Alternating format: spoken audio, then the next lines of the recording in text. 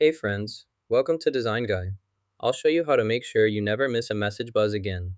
To enable vibration for incoming messages, we'll open the settings, which is where we customize our device's behavior, allowing us to personalize how it alerts us, including ringtones, notifications, and of course, vibration patterns for different types of messages and interactions. Now, navigate to Settings and then to Sound and Haptics, where vibration settings are managed.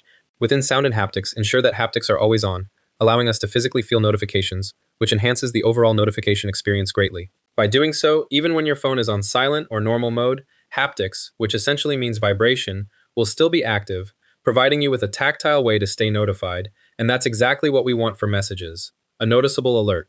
To guarantee we receive vibrations, we'll keep the system haptic on for messages, notifications, and system controls, ensuring we never miss an alert, and allowing our device to provide tactile feedback for a more engaging and interactive user experience overall. With these settings in place, your phone will now vibrate whenever a notification comes through, keeping you informed. Vibration enabled. Check the description for a discount, like and subscribe,